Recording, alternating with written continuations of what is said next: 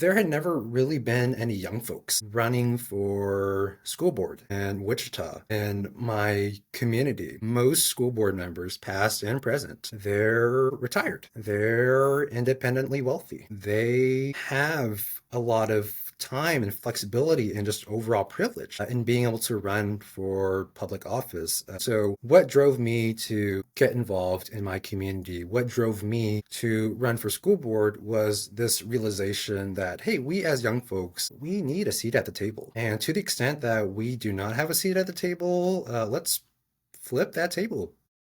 Hey, I'm Ngoc Vuong. I'm getting my PhD in community psychology here at Wichita State University. I'm also a member of our school board. I serve on the third district for Wichita Public Schools. Yeah, so what drove me to be involved in my community? I remember, talking with my mom about this, as a elementary kiddo, this feeling of helplessness and like this huge weight on your shoulders in terms of, hey, like there's all these issues in our community. Like, what can little bitty me do about it? And so, mom, she emphasized the importance of how is it that you can stand up and stand out and use your education and use those relationships and connections and just the skills you develop over time. How can you use that for good? Sophomore year of high school, my mom, she unexpectedly passed away. She died of a brain aneurysm.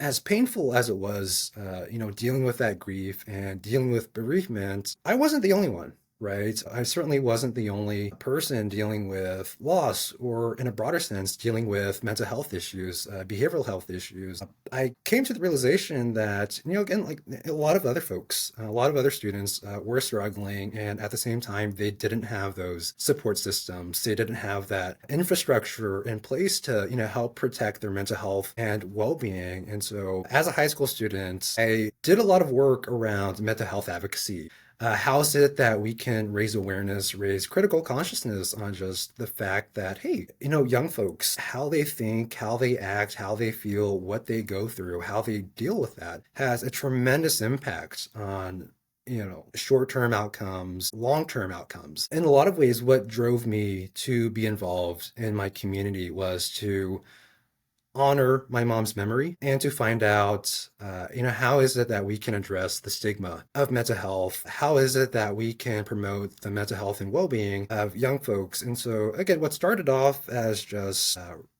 awareness campaigns and bringing in guest speakers eventually morphed into how is it that we, as students, can push for school-based mental health services. I've been blessed with a lot of great opportunities to lead and to make a difference. And I was very adamant that I wanted others to have those opportunities as well and to have the means, abilities, and resources to be able to hopefully spearhead meaningful change, whether it was in their individual schools, the entire school district, or the entire community. And preparing and deciding to run for school board, I actually met up with the incumbent. I met up with other school board members just to learn more about, hey, why did you run? What are you passionate about? What are the causes that are near and dear to your heart? What are the issues in our schools? What are those challenges? What are those barriers that get in the way of students being able to not just survive, but thrive long term? How is it that we can get them ready for the future? Yeah, in terms of